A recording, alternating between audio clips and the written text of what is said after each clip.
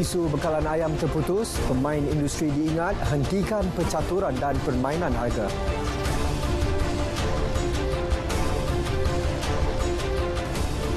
Penularan HFMD, Pahang tidak berhasrat tutup premis jagaan kanak-kanak.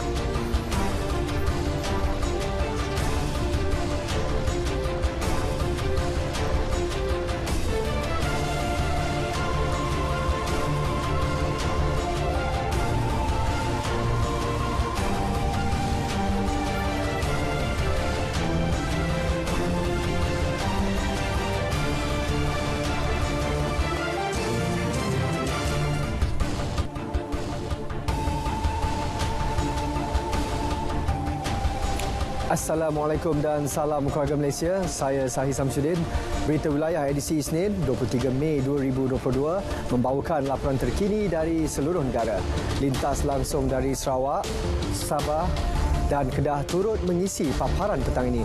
Terus setia sejam bersama kami.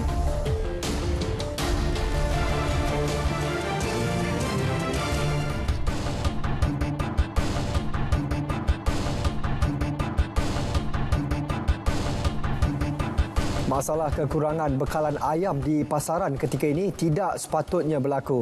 Ini kerana pada asasnya bekalan untuk pasaran tempatan adalah sangat mencukupi. Justru Timbalan Menteri Pertanian dan Industri Makanan 2, Datuk Dr. Nik Muhammad Zawawi Saleh mengingatkan para pemain industri ternakan ayam tidak meneruskan percaturan dan permainan harga melalui pengurangan bekalan ayam. Jelas beliau, tindakan dengan pelbagai alasan itu akhirnya membebankan rakyat.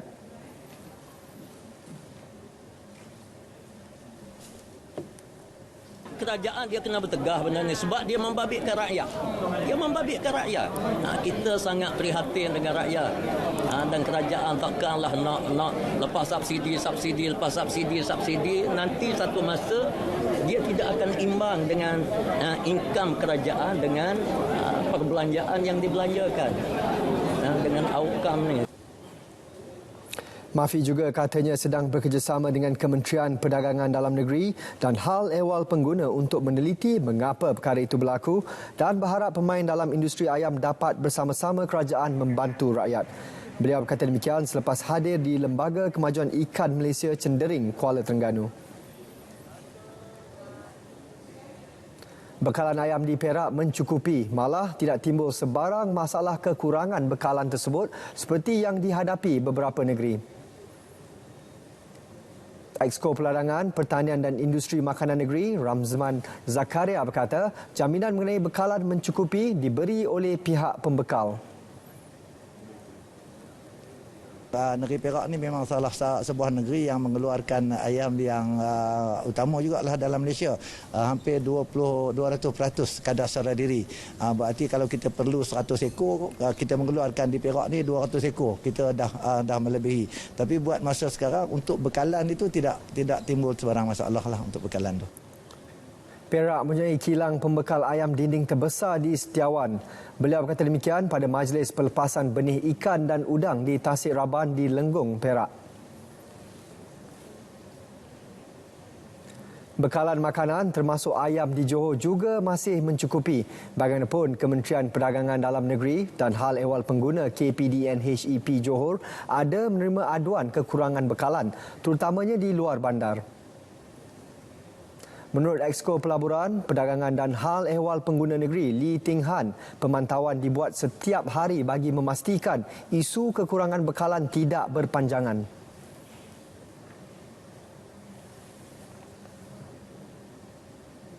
Dan pada hari ini Kerajaan Persekutuan kita difahamkan telah adakan satu mesyuarat khas Kabinet untuk membincangkan solusi untuk membincangkan cara penyelesaian sebagai contoh membuka AP untuk mengimport ayam dan juga barang keperluan lain sebagai solusi jangka pendek, dan solusi jangka panjang memang kita akan kerjasama dengan Kementerian Asal Tani, Mafi, untuk meningkatkan bekalan di negeri Johor supaya ia tidak berlaku lagi.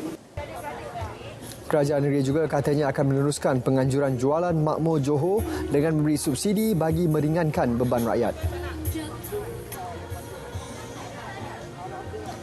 Isu bekalan ayam yang terputus menyebabkan sebilangan peniaga terpaksa turun padang mendapatkan bekalan ayam bagi meneruskan perniagaan. Di Negeri Sembilan, golongan peniaga yang terkesan berharap isu tersebut dapat diatasi segera. Tinjauan RTM di sekitar Senawang mendapati peniaga dan pengguna terpaksa sama-sama menunggu sejak awal pagi di pasaraya bagi mendapatkan bekalan ayam. Bagi peniaga, kekurangan bekalan ayam menyebabkan mereka terjejas sumber pendapatan. Pengguna pula tidak mahu isu bekalan ayam ini berlanjutan sehingga memberi kesan seperti kenaikan harga. Dah berlaku ni selepas raya ni saya tengok, sebab saya masa bulan puasa saya berniaga dekat bazar. Saya tak guna ayam, saya buat rendang kan. Sekarang ni bila saya start berniaga, saya tengok dah macam ni. Saya banyak pergi ni, 5 tempat saya pergi. Langsung 7 saya keluar pada rumah. Sini bekalan ayam okey, tapi kena tunggulah. Kan, kadang-kadang 2 jam. Tadi sampai sini pun 9.30, ingat dah ada. Tersampai dia cakap ayam pukul 11. Terpaksa tunggu. Bila saya tunggu dah lama tengok orang dah beratur ramai. Terpaksa tunggu. Tapi okeylah, ayam sini okey. Senang dapat. Tinjauan mendapati pihak pasaraya tidak menetapkan sebarang had pembelian ayam kepada pembeli.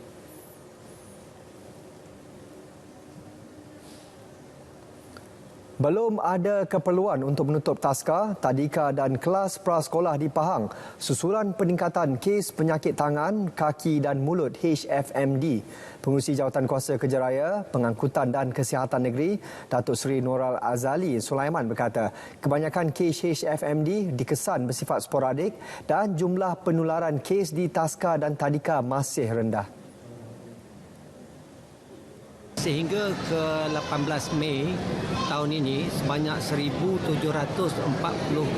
kes dicatatkan. Ya, iaitu 8 kali ganda berbanding dengan hanya 205 kes bagi tempoh yang sama pada tahun lalu. Dan daripada 1,744 kes ini, sebanyak 8.3% ataupun 145 kes dikenal pasti dari penularan yang berlaku di pusat-pusat pendidikan kanak-kanak seperti taska, tadika dan prasekolah. Manakala 91.7% ataupun 1,599% kes ini tersebar secara sporadik. Tindakan penutupan taska akan dibuat jika penilaian risiko oleh JKN Pahang mendapati jumlah penularan kes HFMD di negeri ini bertambah serius. Beliau ditemui ketika menghadiri Majlis Jalinan Kasih Aidilfitri bersama sukarelawan VN dan warga Bera. Di Labuan, 443 kes HFMD direkodkan melibatkan 18 kluster setakat 15 Mei lalu. Ia merupakan peningkatan lebih 632% berbanding tempoh minggu epid sama tahun lepas yang hanya mencatatkan 7 kes. Pengarah Jabatan Kesihatan Labuan, Dr. Ismuni Bohari bagaimanapun berkata, tiada kes HFMD serius dan kes kematian dilaporkan di wilayah berkenaan setakat ini. Menurutnya, peningkatan sudah dijangkakan memandangkan cuti musim perayaan serta pembukaan sektor pendidikan berbanding tempoh sama ketika Perintah Kawalan Pergerakan tahun lepas. 18 wabak yang diisytiharkan merangkumi kediaman, pusat asuhan, tadika dan tabika. Sehubungan itu, pusat asuhan, taska, tadika dan sekolah disaran untuk mengadakan saringan di pintu-pintu masuk.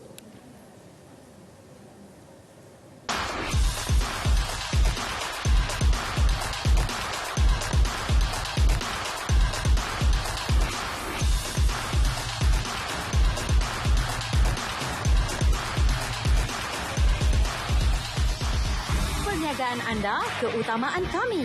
Tunggu apa lagi? Jom iklankan produk anda di RTM hari ini. Scan kod QR Tertera atau hubungi kami untuk maklumat lanjut. RTM, teman setia anda.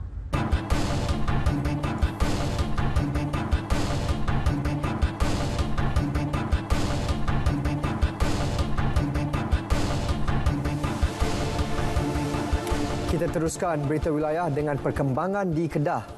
Antara tumpuan, pengguna tidak perlu panik, bekalan ayam masih mencukupi. Laporan penuh bersama Nur Izzati Cik Ani. Terima kasih. Pengguna di Kedah tidak perlu panik kerana bekalan ayam masih mencukupi dan tidak terputus seperti yang berlaku di beberapa negeri. Bagaimanapun, kerajaan negeri terus memantau dan memberi perhatian serius bagi memastikan isu kekurangan bekalan ayam tidak berlarutan dalam tempoh panjang. Pengerusi Jawatankuasa Pertanian dan Industri Makanan, Perusahaan, Peladangan dan Komuniti Pengangkutan Negeri, Azman Nasruddin berkata, kerajaan negeri belum mengadakan pertemuan bersama pembekal-pembekal ayam di negeri itu. Ini kerana ia merupakan isu seluruh negara dan sedang diatasi Kerajaan Persekutuan melalui pelbagai agensi dan jabatan berkaitan. Jadi di peringkat negeri ini kita berharap semua masalah kekurangan bekalan ayam ini dapat diatasi dengan segera, dan kita faham memang ada masalah rantaian bekalan makanan, khususnya dari segi makanan ternakan itu sendiri.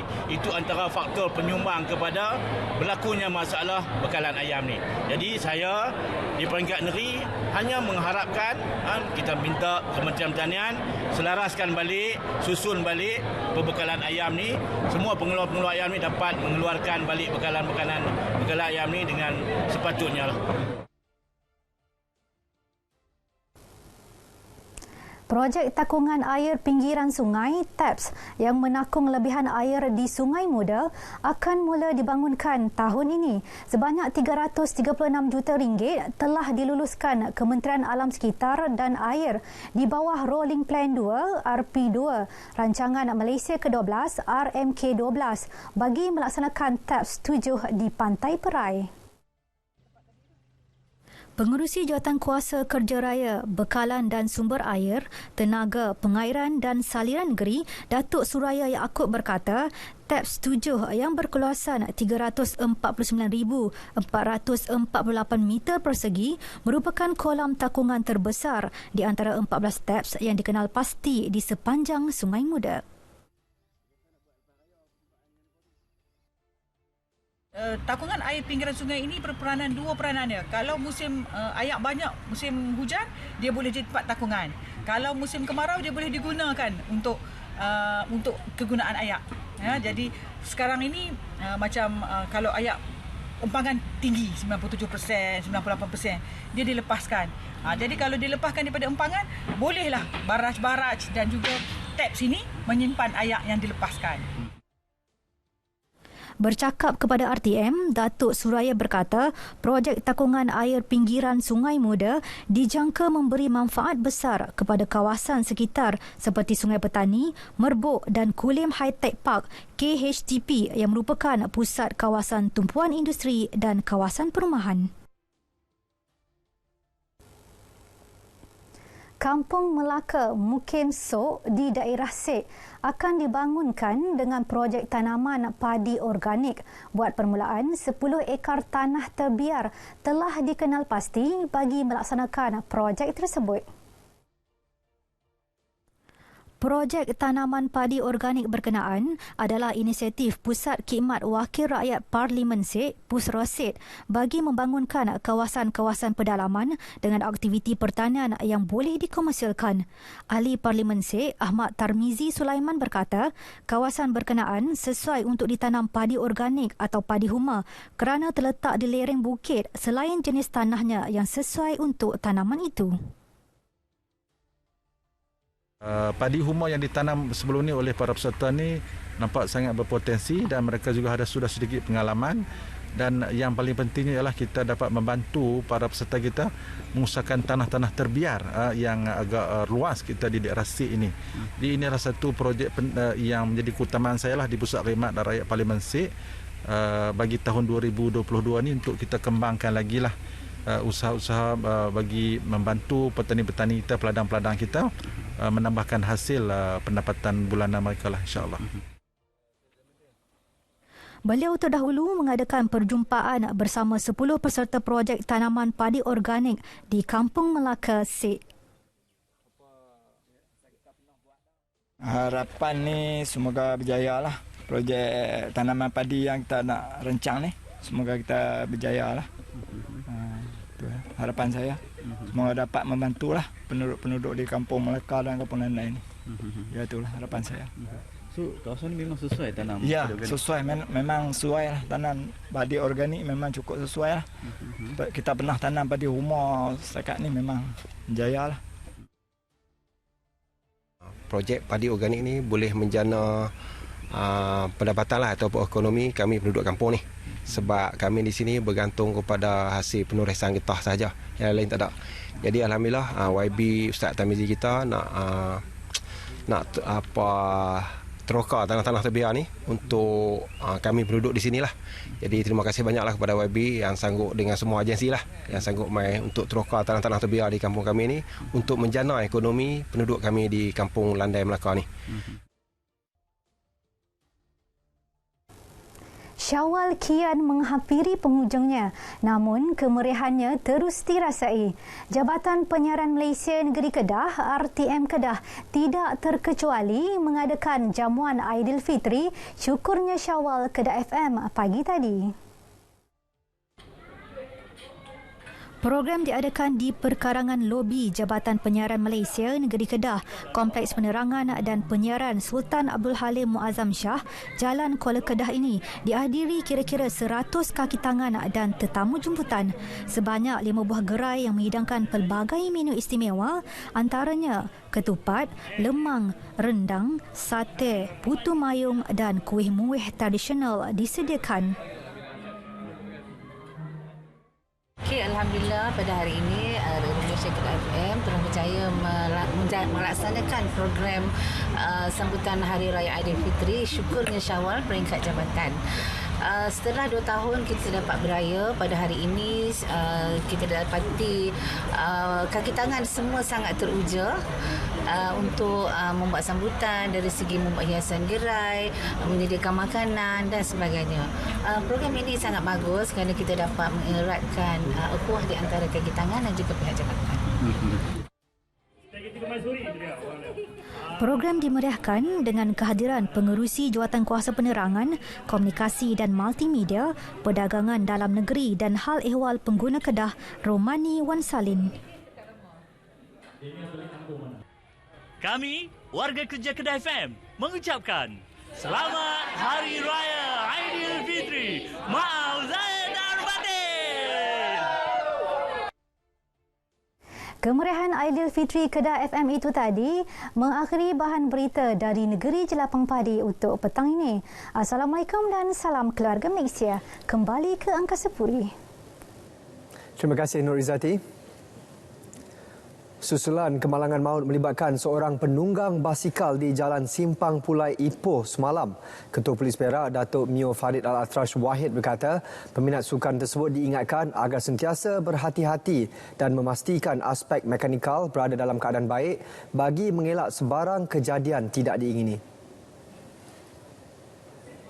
Kena lebih berhati-hati ketika menunggang basikal, especially on the road. Atas jalan raya ni, kita kena ingat bukan kita seorang saja gunakan bukan kita seorang saja pengguna jalan raya. Ada kenderaan-kenderaan lain yang juga menggunakan jalan raya sama, especially jalan raya yang sibuk macam Simpang Pulai Cameron Highland. Itu lokasi yang sangat sibuk, ramai orang menuju ke Cameron Highland dan orang turun daripada Cameron Highland menuju ke Simpang Pulai. Itu laluan utama. Beliau ditemui pada program Derma Darah bersempena Hari Polis ke-125 di Ipoh. Dalam kejadian kira-kira pukul 2.35 petang semalam, Fu Hua Bin, 34 tahun, maut selepas basikal ditunggangnya hilang kawalan ketika menuruni cerun dari arah Cameron Highlands menghala ke Simpang Pulai. Mangsa yang juga merupakan pembantu khas kepada seorang wakil rakyat meninggal dunia di lokasi akibat kecederaan parah di kepala. Satu penemuan mineral baru iaitu lidtonit telah dikenal pasti di kawasan Hulu, Perak. Perkara itu disahkan Menteri Besar Datuk Seri Sarani Mohamad. Beliau berkata kerajaan negeri telah mendapatkan kelulusan Jabatan Alam Sekitar menerusi laporan penilaian kesan kepada alam sekitar EIA dalam melaksanakan projek perintis tersebut. Kita bersetuju untuk di negeri Perak ni diadakan pilot project yang dibuat di tanah SADC di Hulu Perak dan kita telah pun melalui semua proses termasuk mendapatkan kelulusan EIA. Cuma sekarang peringkat syarikat yang diberi tanggungjawab itu akan menggunakan kelulusan itu untuk buat pilot project, sama ada nak mengesahkan itu radioaktif atau bukan radioaktif. Jika ia bukan radioaktif, bermakna kita akan dapat sumber baru. Itulah lanternite. Mineral tersebut digunakan untuk produk-produk elektronik seperti telefon pintar dan jam. Penemuannya sekaligus bakal menambah pendapatan negeri. Datuk Seri Sarani berkata demikian selepas melawat tapak cadangan pembinaan bangunan baharu Sekolah Kebangsaan Jeliang di Kuala Kangsar. Fasiliti nyah garam atau proses salinasi sekitar Tanjung City di Georgetown akan membekalkan air percuma kepada hampir 100 pengusaha gerai di kawasan berkenaan. Kemudahan mendapatkan bekalan air percuma itu sememangnya satu langkah tepat. Kawasan sekitar Terminal Feri di bahagian pulau akan menempatkan pelbagai makanan enak negeri itu selain menjadi pencetus fenomena baru dalam produk pelancongan. We are not doing this a simple project. It's going to be a very important project. That's the reason why we invited, and inshallah we invite again probably a month or two for the signing of the World Cup transmission inshallah. Ia merupakan fasa pertama syarikat itu dalam membangunkan kawasan berkenaan yang terletak dalam tapak warisan dunia. Beliau berkata demikian selepas menandatangani perjanjian usaha dengan Spectra Watertech Sdn Berhad. Syarikat MPDT Capital Berhad akan memperuntukkan 120 juta ringgit untuk membangunkan kub struktur salinasi. Projek ini dijangka siap menjelang Oktober 2023. Pemeteraian memorandum persefahaman disaksikan Timbalan Menteri Alam Sekitar dan Air Dato' Dr. Mansur Othman. Untuk laporan cuaca semasa di seluruh negara, langsung ke Jabatan Meteorologi bersama pegawainya Nur Farha Abdul Halim. Baik, Assalamualaikum dan selamat petang kepada semua penonton. Kembali bersama Map Malaysia untuk perkembangan cuaca pada petang ini. Kita terus perhatikan kepada amaran keadaan laut semasa di mana di perairan Phuket dan juga Selat Melaka Utara kini telah pun mencapai ketinggian ombak yang boleh mencecah lebih daripada 2.5 meter. Sehubungan dengan itu, Map Malaysia telah pun mengeluarkan amaran tersebut sehingga 26 hari bulan Mei 2022 dan kawasan ini akan mengalami kelajuan angin yang melebihi 40 km sejam dan ia amat berbahaya kepada semua aktiviti perkapalan termasuklah perairan, bobot kecil, rekreasi laut dan juga sukan laut.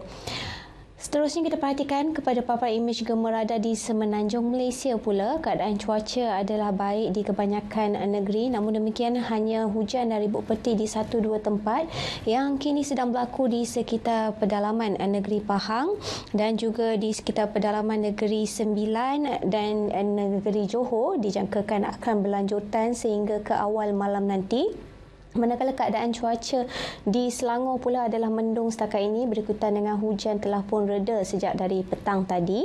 Lain-lain tempat adalah cerah sehingga ke malam nanti. Seterusnya kita perhatikan di Sabah dan Sarawak pula keadaan cuaca mendung lebih tertumpu di bahagian Kudat Sabah. Manakala di Sarawak pula keadaan cuaca adalah baik bagi keseluruhan bahagian kecuali hujan yang sedang berlaku di 1-2 tempat di bahagian pedalaman Sarawak ini. Seterusnya kita perhatikan kepada paparan ramalan hujan yang dijangkakan akan berpotensi berlaku pada keesokan pagi melibatkan kawasan Semenanjung Malaysia yang terlebih tertumpu di bahagian perairan Selat Melaka bermula dari Selat Melaka Utara sehingga ke selatan dan dijangkakan akan mula memasuki pesisiran pantai negeri-negeri pantai barat Semenanjung Malaysia sekitar jam 8 pagi esok. Manakala di Sabah pula keadaan cuaca dijangka akan baik dan tiada hujan dan di Sarawak lebih tertumpu di bahagian barat Sarawak. Hujan ini dijangka akan bermula sekitar 8 pagi sehingga ke awal tengah hari esok. Sekian saja informasi cuaca pada kali ini. Kita terus kepada paparan ramalan hujan bagi bandar-bandar utama di seluruh Malaysia sepanjang malam nanti. Assalamualaikum.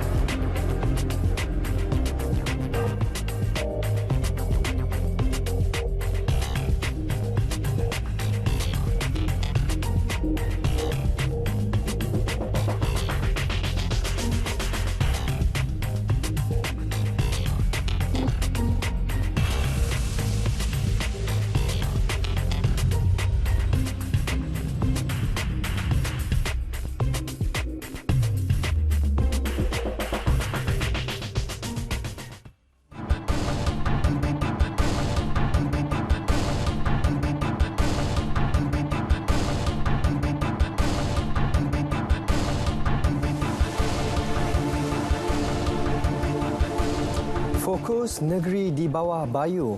Tabung pendidikan negeri Sabah bakal dilancar bulan depan. Butiran lanjut bersama Jovinia Jim Lajim di Kota Kinabalu. Silakan Jovi. Ya, Zahir. Tabung pendidikan negeri Sabah TPNS akan dilancarkan bulan depan bagi membolehkan lebih ramai anak-anak Sabah berpeluang melanjutkan pelajaran ke institusi pengajian dalam dan luar negara. Penubuhan TPNS merupakan antara inisiatif Pelan Strategik Transformasi Kumpulan Yayasan Sabah 2015-2023 iaitu meningkatkan pembangunan modal insan dan kesejahteraan rakyat. Ketua Menteri Datuk Seri Panglima Haji Jinor berkata Kerajaan Gabungan Rakyat Sabah Barisan Nasional GRSBN telah melaksana pelbagai inisiatif untuk pembangunan pendidikan di negeri ini.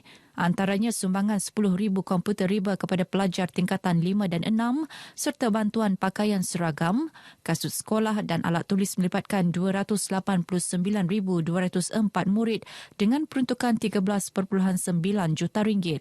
Datuk Haji Ji berucap sempena pelancaran Hari Guru Peringkat Negeri Sabah di Kota Kinabalu. Dalam pada itu, Ketua Menteri menyeru kepada semua warga pendidik agar sentiasa menjadi tonggak dalam melahirkan kemenjadian murid dan menyokong kepada hala tuju inisiatif Sabah Maju Jaya. Dalam majlis ini, Datin Seri Panglima Dr. Nuinda Alias menerima anugerah Tokoh Guru 2022, sementara Medel Basri menerima anugerah Tokoh Kepimpinan sekaligus membawa pulang wang tunai RM2,500, kalung emas, sijil dan plak. Datuk Haji Ji turut berkesempatan melancarkan buku Tawak Tokoh Guru Sabah yang diterbitkan oleh Jabatan Pendidikan Negeri Sabah. Pihak berkuasa tempatan di negeri ini diingatkan agar menjaga kebersihan pantai di kawasan masing-masing. Usaha itu bagi memastikan lokasi tumpuan pelancong berkenaan berada dalam keadaan terbaik pada setiap masa. Menteri Pelancongan Kebudayaan dan Alam Sekitar Datuk Jafri Arifin berkata, tanggungjawab penjagaan kebersihan alam sekitar juga perlu dikongsi semua pihak. Kalau boleh mengambil inisiatif untuk mengusahakan contohnya program-program gotong royong, bukan saya di Kota Kinabalu tetapi malahan di semua daerah di negeri Sabah, dan sebab ini semua merupakan program kata orang sambilan dan juga kita cuba membudayakan untuk melestarikan alam semula jadi. Beliau bercakap dalam sidang media Majlis Taklimat bersama pegawai-pegawai daerah dan pegawai-pegawai eksekutif Majlis Daerah di Kota Kinabalu. Dalam pada itu, Dato' Jafri turut mengesahkan Taman-Taman Sabah TTS bakal menaikkan 6 jenis yuran kemasukan bagi kawasan di bawah seliaannya. Ia merupakan keputusan ahli Lembaga Pengarah Pemegang Amanah TTS dan difahamkan TTS mempunyai sebanyak 31 jenis yuran. Ahli Parlimen Pensiangan Datuk Atta Joseph Kurup menyambut baik pengumuman Perdana Menteri Datuk Seri Ismail Sabri Yaakob berhubung kemudahan mendapatkan pas lintas batas di pos kawalan imigresen Pagalungan Nabawan. Ia akan memudahkan urusan penduduk di kawasan berkenaan kerana mereka tidak perlu datang ke Keningau bagi tujuan tersebut. Dengan kelulusan pos imigresen ini akan memudahkan lagi kegiatan-kegiatan harian, khususnya kegiatan-kegiatan yang boleh meningkatkan ekonomi khususnya di kawasan daerah pensiangan. Jadi terima kasih saya ucapkan dan kita akan kerjasama untuk memastikan kejayaan semua perancangan kita dalam hal membangunkan kawasan Parlimen Pensiangan. Dalam pada itu, Datuk Arthur yang juga Timbalan Menteri Kerja Raya turut memaklumkan projek naik taraf Jalan Sapulut Pagalungan Pensiangan sepanjang 96 km telah dimulakan secara berfasa sejak tahun lalu. Setelah siap nanti, ia dijangka akan melonjakkan lagi ekonomi di Pensiangan. Datuk Arthur bercakap demikian selepas perasmian Mesyuarat Agung Persatuan Bekas Polis Malaysia PPPM Cawangan Nabawan di Nabawan. Terdahulu katanya pelbagai aktiviti bagi menjaga kebajikan bekas anggota polis telah dilaksana di kawasan parlimen beliau ketika musim pandemik ini, antaranya pengagihan bantuan makanan dan bantuan keuangan termasuk kepada keluarga ahli yang telah meninggal dunia. Dalam perkembangan lain, sejumlah 6.7 juta ringgit diperuntukkan untuk pembinaan jambatan konkrit di Kampung Tangkungan Bingkor, Keningau. Menurut Pembantu Menteri Kerja Raya, Datuk Robert Tawik, pembinaan jambatan sepanjang 40 meter itu akan dimulakan dalam masa terdekat dan mengambil masa 18 bulan untuk disiapkan. Jambatan merentasi Sungai Bayayo tersebut akan memudahkan aktiviti harian penduduk berbanding sebelum ini. Ini adalah kegunaan semua penduduk kampung di Dun Bingkor untuk ke sekolah, ke klinik dan juga dalam aktiviti-aktiviti harian iaitu pertanian. Datuk Robert memberitahu perkara itu selepas melancarkan kempen keselamatan jalan raya peringkat daerah Keningau, anjuran Majlis Keselamatan Jalan Raya. Berkenaan kempen ini, ianya diadakan sempena musim perayaan Pesta Keamatan bagi menyemai kesedaran mengurangkan kadar kemalangan di jalan raya. Sejak 2019 hingga 2021, sejumlah 44,376 kemalangan jalan raya direkodkan di negeri ini dan wilayah Persekutuan Labuan. Daripada jumlah itu, 727 kes kemalangan adalah melibatkan kematian. Kerajaan negeri diminta mempertimbang cadangan menaik taraf status daerah kecil Paitan kepada daerah penuh menjelang 2025. Ahli Dewan Undangan Negeri Adun Sugut Datuk James Ratib berkata, ia penting bagi membolehkan lebih banyak pembangunan prasarana untuk manfaat penduduk termasuk daerah berhampiran Beluran dan Telupit. Naik taraf menjadi daerah penuh juga berupaya merangsang pertumbuhan ekonomi Paitan yang mempunyai kawasan tanah yang luas dan berpotensi besar dibangunkan. Saya amat mengeluh-ngeluhkan dan berbesar hati sekiranya Yang Amat Berhormat Ketua Menteri dapat menaik taraf daerah kecil Paitan ini menjadi daerah penuh. Sekiranya kami masih bertaraf daerah kecil, kerana semua ketua-ketua jabatan tidak dapat ditempatkan di kawasan ini kerana kami masih di peringkat daerah kecil. Datuk James yang juga Pembantu Menteri Pertanian dan Perikanan ditemui selepas menyempurnakan pelancaran sambutan Pesta Keamatan peringkat daerah kecil Paitan di Paitan. Dalam pada itu, beliau sempat menyarankan penduduk kawasan ini agar terlibat dalam pertanian seperti kelapa sawit, kelapa untuk tujuan pengeluaran santan selain tanaman sampingan saca inci yang mudah diusahakan selain boleh mengeluarkan hasil dalam masa 8 bulan sahaja. Persatuan Mualaf Muslimah Tawau disaran bekerjasama dengan Pejabat Agama Islam, daerah dan badan bukan kerajaan NGO bagi memperbanyak pelaksanaan aktiviti keagamaan untuk saudara baharu. Ia penting bagi membimbing sekaligus memberi motivasi kepada golongan mualaf untuk memantapkan lagi penghayatan mereka terhadap ajaran Islam. Menurut Pembantu Menteri Keuangan Datuk Nizam Abu Bakar Titingan, menerusi aktiviti sedemikian juga dapat memperkukuh pegangan akidah dan membantu mereka untuk melaksanakan ibadah fardu ain dengan sempurna. Jadi saya berharap agar persatuan ini akan dapat melaksanakan peranan yang lebih aktif, dan saya selaku pimpinan yang ada di Tawau juga akan sentiasa berusaha untuk membantu mereka, khususnya di dalam memastikan saudara-saudara baru Islam ini dapat kita sama-sama bimbing dan menjaga mereka ini seperti saudara-saudara Islam kita yang lain. Datuk Nizam menyatakan demikian kepada RTM selepas sambutan Majlis Hari Raya Persatuan Mualaf Muslimah di Tawau. Majlis itu antara lain bertujuan mengeratkan lagi hubungan silaturahim dan kekeluargaan dalam kalangan masyarakat setempat dengan golongan asnaf.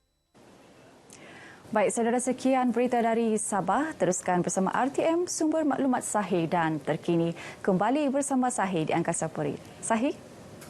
Terima kasih, Jovi.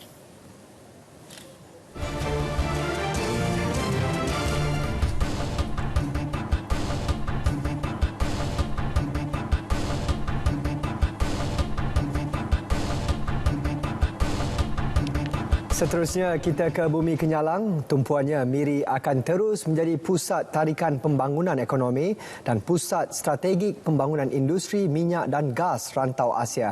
Teruskan, Vanessa. Ya, terima kasih Sahi. Miri akan terus menjadi pusat tarikan pembangunan ekonomi dan pusat strategik dalam pembangunan industri minyak dan gas di rantau Asia. Meyakini perkara itu, Premier Sarawak Datuk Patinggi Tan Sri Abang Johari Tunopeng berkata, dengan perpindahan pejabat operasi wilayah Shell Malaysia ke Miri, ia akan merancakkan lagi kegiatan ekonomi di bandaraya itu. Datuk Patinggi Tan Sri Abang Johari Tunopeng menambah, dengan lebih 2,000 kaki tangan Shell Malaysia yang berpendapatan tinggi, ia secara langsung menggalakkan aktiviti ekonomi dalaman disebabkan kuasa beli yang wujud selain turut memberi manfaat kepada syarikat sokongan atau pembekal yang memberi khidmat kepada syarikat minyak tersebut. Beliau berkata demikian ketika menghadiri majlis sambutan Hari Raya Aidilfitri, anjuran Lembaga Amanah Kebajikan Melayu Miri di Miri malam tadi. Jelas beliau lagi, ini bermakna keyakinan para pelabur kepada Sarawak dan juga terhadap bandaraya Miri dengan usaha-usaha terhadap minyak dan gas akan terus berkembang disebabkan kestabilan politik, dasar kerajaan dan kemesraan masyarakat Sarawak.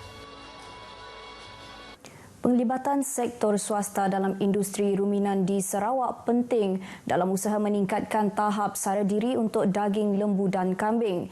Timbalan Menteri Pemodenan Pertanian dan Pembangunan Wilayah Datuk Dr. Abdul Rahman Ismail berkata, buat masa ini tahap sara diri bagi industri ruminan sangat rendah, iaitu 12% bagi daging lembu dan 5.5% bagi daging kambing berbanding 100% bagi daging ayam. Bercakap dalam persidangan Dewan Undangan Negeri Sarawak hari ini, tambahnya bagi tujuan itu, Jabatan Perkhidmatan Veterina telah mengambil inisiatif menswastakan stesen-stesen ternakan di negeri ini menerusi perkongsian awam swasta. Buat masa ini, 2 buah stesen ternakan iaitu stesen ternakan Temuduk di Seri Aman bagi pengeluaran baka kambing dan stesen ternakan Karambungan di Miri bagi pengeluaran baka lembu telah diswastakan. Pihak kementerian merancang untuk menswastakan stesen ternakan Meragang di Lawas bagi pengeluaran baka kerbau. Menerusi penswastaan itu, Datuk Dr. Abdul Rahman berkata, pihak syarikat yang dilantik akan mengeluarkan baka ruminan berkualiti dan bebas penyakit untuk dibekalkan kepada penternak yang berminat. Syarikat itu juga berperanan memasarkan dan membantu penternak kecil dalam penggunaan teknologi ternakan dan pengurusan ladang moden. Sebanyak 10 buah sekolah daif di kawasan Dewan Undangan Negeri Dun Murum dikenal pasti untuk dinaik taraf. Timbalan Menteri Pendidikan, Inovasi dan Pembangunan Bakat 1, Dr. Anwar Rapai memberitahu daripada jumlah itu 5 buah sekolah sedang dalam proses naik taraf manakala 5 buah sekolah lagi dalam proses perancangan. Menjawab pernyataan Adun Murung, Kennedy Cupai Ugon Dr. Anwar Rapai berkata, 3 buah sekolah iaitu Sekolah Kebangsaan SK Longgang, SK Batu Kelali dan SK Ulu Kakus sedang dinaik taraf menggunakan peruntukan di bawah 1 Billion Advance Payment Scheme, manakala SK Metalun dan SK Tegulang menggunakan peruntukan di bawah Rancangan Malaysia ke-11. Skop kerja naik taraf sekolah terlibat termasuk pembinaan bilik darjah, kuartus guru, asrama, Dewan Makan dan tandas. Dr. Anwar juga berkata sebanyak 245 daripada 455 sekolah daif di negeri ini telah dinaik taraf dari tahun 2017. Kerajaan Persekutuan dan Kerajaan Negeri perlu bekerjasama erat dalam menyalurkan dana bagi menyediakan peralatan lengkap dan kemudahan yang bersesuaian untuk mengajar bagi sekolah yang memerlukan. Menurut Ahli Dewan Undangan Negeri Adun Ngemah Anyi Jana, perhatian serius perlu diberikan kepada isu-isu yang melibatkan sekolah, khasnya bagi sekolah di kawasan pedalaman. Katanya sekolah di kawasan pedalaman kerap menghadapi masalah kekurangan kemudahan yang menyukarkan pengajar memberikan perkhidmatan yang berkualiti seiring dengan sistem pengajaran cara baharu. Bercakap semasa sesi perbahasan ucapan yang di-Perdana Negeri dalam persidangan DUN hari ini, Anyi menambah di kawasannya terdapat isu melibatkan murid yang tidak layak melanjutkan pelajaran mereka ke peringkat lebih tinggi walaupun sesetengah daripada mereka merupakan murid cemerlang di sekolah. Ini berpunca daripada status kewarganegaraan yang tidak diketahui kerana murid lahir tanpa sijil kelahiran kerana ibu bapa tidak memiliki sebarang dokumen pengenalan diri yang sah. Kerajaan negeri memperuntukkan hampir 6 juta ringgit bagi membina sebuah pusat persatuan kedaian limbang. Timbalan Menteri Pemodenan Pertanian dan Pembangunan Wilayah Datuk Dr. Abdul Rahman Ismail menjelaskan pelaksanaan projek tersebut kini dalam proses reka bentuk dan akan mula dilaksana penghujung tahun ini. Alhamdulillah, Yang Amat Berhormat Premier telah pun bersetuju memberi dana kepada persatuan kedaian ini berjumlah hampir 6 juta, 5.9 juta kalau tak silap saya lah. Dan juga kerajaan negeri telah pun bermurah hati untuk menyumbang selain daripada dana ini sebidang tanah di dalam kawasan Bandar Limbang untuk membina bangunan ini. Tambahnya, sebuah dewan khas juga akan dicadang dibina untuk melaksanakan program dan aktiviti di kawasan berkenaan. Beliau berkata demikian kepada pemberita di Limbang selepas menghadiri Majlis Ramah Tamah Aidilfitri Pertubuhan Kebajikan Islam Malaysia Perkim Cawangan Limbang. Pada majlis itu, beliau turut mengumumkan peruntukan RM30,000 kepada Perkim Cawangan Limbang. Penyertaan rakan-rakan strategik daripada pelbagai agensi kerajaan memberi manfaat kepada penduduk menerusi program Turun Padang YFM Datai Nemuai. Ketua Penolong Pengarah Seksyen Radio RTM Sarawak, Merrill Chunggat berkata, dengan adanya kerjasama yang erat ini, dasar dan perkhidmatan kerajaan boleh diperolehi semasa program di lokasi Nemuai yang dianjurkan oleh YFM Sarawak. YFM Datai Menuai menunjukkan potensi untuk penyertaan rakan-rakan strategik, khususnya dari segi membantu kelancaran program. Jadi diharapkan supaya rakan-rakan strategik boleh memberi sokongan lagi kepada kita punya program. Beliau memberitahu pemberita dalam program YFM Datai Nemuai Ngabang Gawai di rumah Ricky Anderson di Sekuau. Sementara itu, pengurus YFM Monica Midi memberitahu, selain berhibur bersama personaliti YFM, program Turun Padang juga memberi peluang kepada YFM untuk mendapatkan maklum balas berkaitan siaran radio YFM. Pendengar di Bumi Kenyalang boleh kita dekati dan boleh kita dengar apa pendapat mereka tentang komen radio YFM Iban terutamanya. Mungkin kita boleh dari situ kita boleh perbaiki mengikut perubahan dan permintaan pendengar-pendengar generasi masa sekarang. Sekuau merupakan lokasi ketiga YFM Datai Nemuai selepas Dinangan Tawau Baleh dan Rumah Ikom Senyawan Krian Seratuk. Baik, dengan itu sekian berita dari Sarawak. Kita kembali bersama Sahi di Angkasa Puri. Terima kasih, Vi.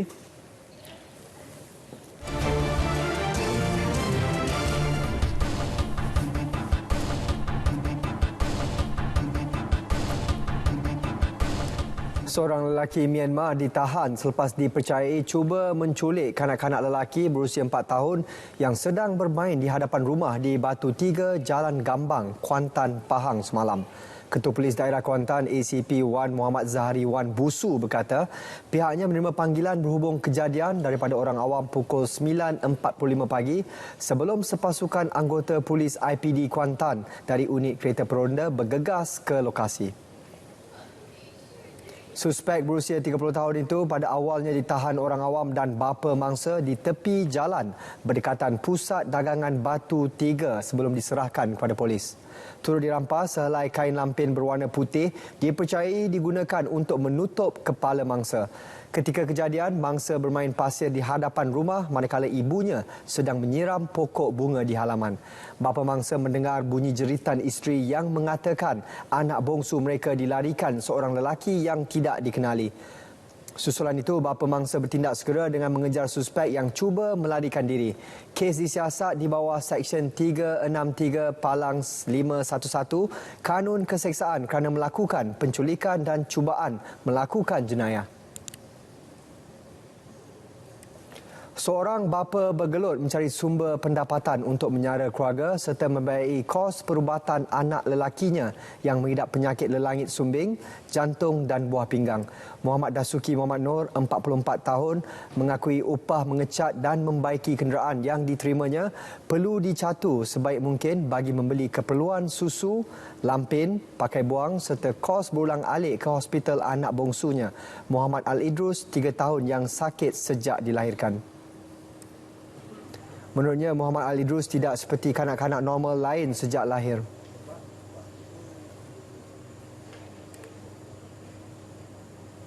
Anak saya ni anak saya ni sumber langit, lepas tu paru-paru dia alhamdulillah adalah dia asalnya dia tinggi sebelah, lepas tu jatuh berlebihan, lepas tu buah pinggir dia ada soal. Lepas tu dia memang dia tak normal. Memang anak saya memang tak normal lah. Sebab nak jalan tak boleh, nak merakuk apa semua memang tak boleh. Cuma hanya menerak, tengit, paring. Tu dia. Cakap memang tak boleh. Tak ada. Tak ada bunyi mak ke apakah. Kalau biasa anak normal, umur setahun lebih pun bunyi cakap. Mak. Tapi ni tak ada. Bantuan bulanan Jabatan Kebajikan Masyarakat sebanyak RM500 membantu mereka sekeluarga membeli keperluan anaknya itu.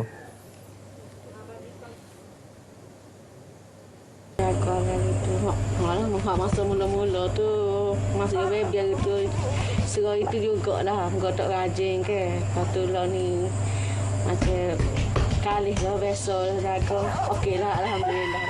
Kadang-kadang tak apa pun 3 jas sekali kalau tanya tu ke 2 jas setengah tarik tu tak kosong tak boleh moga doktor tanya doktor lah kalau macam tarik kosong tu tak siapa 3 jas lagu mana doktor tanya doktor kata boleh ya sebab dia makin besar ke tak cukup tak cukup lah 3 jas sekali tak siapa tanya dia.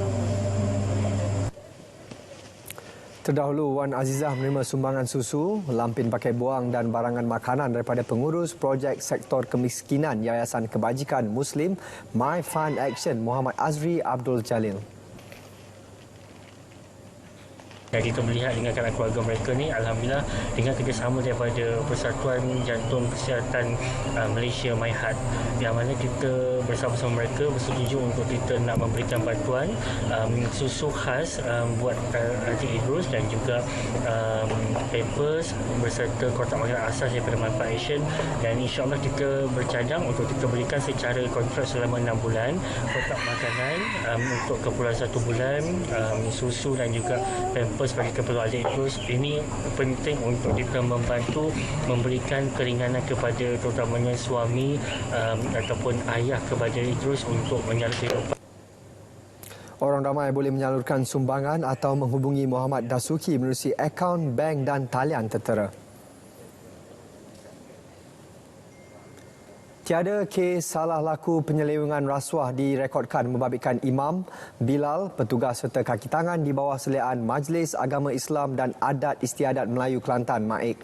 Yang di-Petua MAIK, Tengku Tan Sri Muhammad Rizam Tengku Abdul Aziz berkata, pencapaian cemerlang itu perlu dikekalkan bagi memastikan masyarakat yakin dengan fungsi dan peranan yang dimainkan institusi berkenaan dalam memartabatkan agama Islam.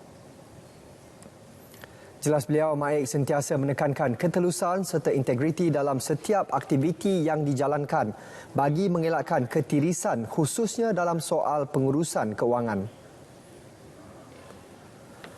Jadi bila kita cuba menerapkan lebih clear lagi daripada segala rasuah ni, kami berharap juga ia akan memberi keyakinan lebih lagi kepada jemaah-jemaah masjid. Dan seperti mana yang saya sedia maklum di MAIK, kita sentiasa menekankan ketulusan. Beliau yang juga Tengku Temenggung Kelantan bercakap pada sidang media selepas Majlis Ikrar Bebas Rasuah dan pengundian tauliah pelantikan pegawai Masjid Mukim tahun 2022 di Kota Baru.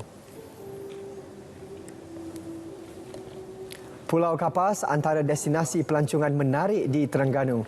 Namun, tindakan segelintir pengunjung yang tidak menjaga kebersihan pantai bukan sahaja mencacatkan pemandangan, malah turut menjejaskan kehidupan marin terutamanya penyu. Atas kesedaran itu, komuniti setempat mengambil inisiatif menganjurkan program membersihkan pulau melibatkan penyertaan kaki tangan dan pengusaha chalet, sukarelawan, NGO serta pelancong. Laporan Taufik Adanan. Program dilaksanakan selama 3 hari sejak Pulau Kapas dibuka kepada pelancong selepas berakhirnya musim tengkujuh. Dan benda ni saya rasa bagus dan kita akan galakkan effort itu.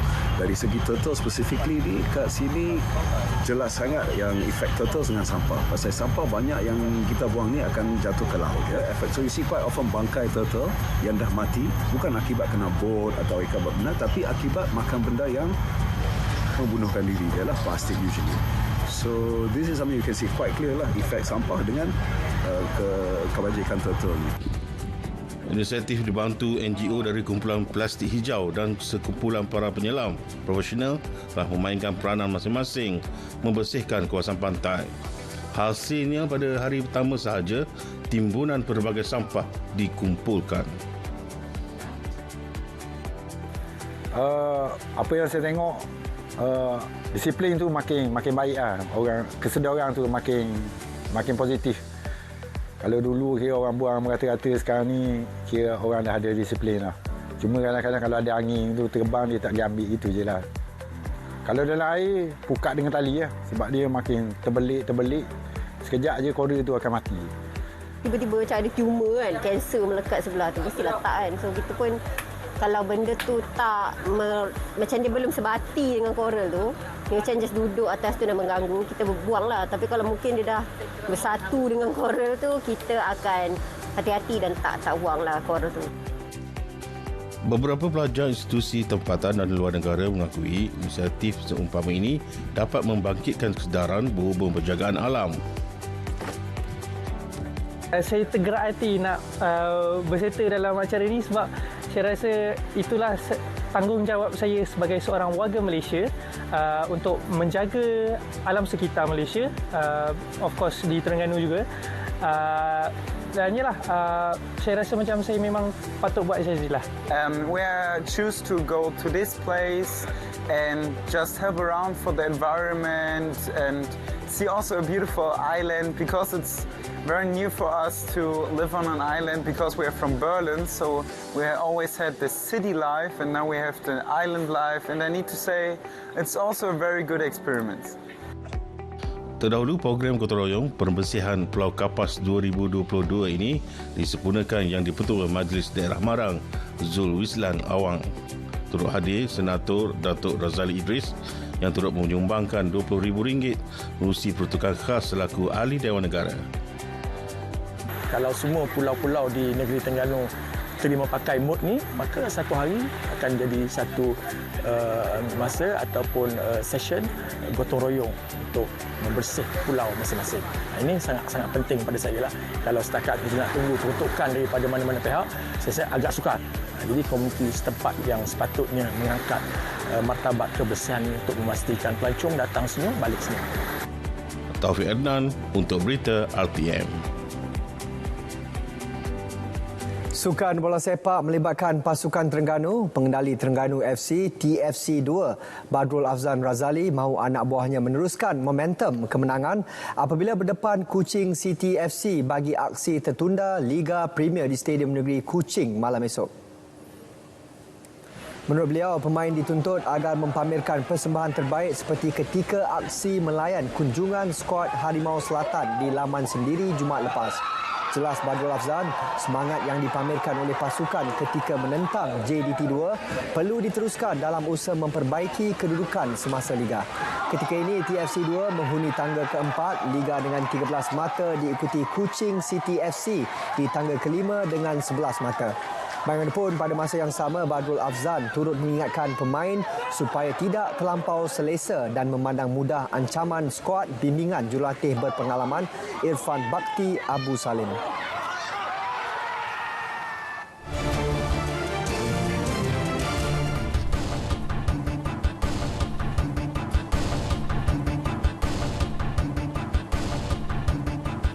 Seorang pemandu van warga negara Myanmar disaman RM300 kerana membuat pusingan U di kawasan tidak dibenarkan hingga menyebabkan kemalangan di kilometer 59.7 Lebuhraya Senai Desaru, Johor kira-kira 2.55 petang semalam. Dia turut disaman RM300 kerana tiada lesen memandu. Ketua Polis Daerah Kota Tinggi Superintenden Husin Zamora berkata pemandu van berusia 33 tahun dari arah Desaru ke Senai membuat pusingan U secara tiba-tiba menyebabkan pemandu wanita berusia 29 tahun dari arah bertentangan tidak sempat mengelak dan melanggar van berkenaan. Wanita dan anaknya berusia 2 tahun cedera ringan manakala pemandu van tidak cedera. Kes disiasat mengikut peraturan 13 Kaedah Lalu Lintas Jalan 1959 dalam kurungan LN 166 Palang 59. Sebanyak 1,386 notis kesalahan dikeluarkan Jabatan Pengangkutan Jalan JPJ Johor menerusi penguatkuasaan dan operasi bersepadu Hari Raya Aidilfitri mulai 29 April hingga 8 Mei lalu. Operasi melibatkan pemeriksaan ke atas 6,936 buah kenderaan. Timbalan Pengarah JPJ Johor Muhammad Edir Sanid berkata kesalahan pelesenan mencatatkan notis tertinggi iaitu 218 bagi pelesenan memandu melibatkan 178 notis tiada lesen memandu kompeten CDL. Selain itu, 240 notis direkodkan bagi kesalahan pelesenan kenderaan melibatkan 122 notis lesen kenderaan motor LKM tamat tempoh dan 118 notis tiada perlindungan insurans. 65 notis turut dikeluarkan atas kesalahan teknikal. Setakat ni penguatkuasaan kita mengesan hanya sebuah jentera traktor yang bergerak di atas Lebuhraya dan tindakan yang kami ambil adalah kita menyita kenderaan tersebut.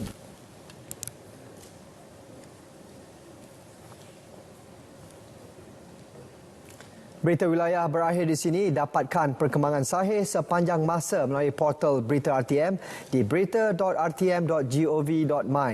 Terus patuh SOP mengekang penularan COVID-19 dan trend peningkatan HFMD. Terus pantau keadaan kanak-kanak. Saya Sahih Samsudin. Assalamualaikum dan salam keluarga Malaysia.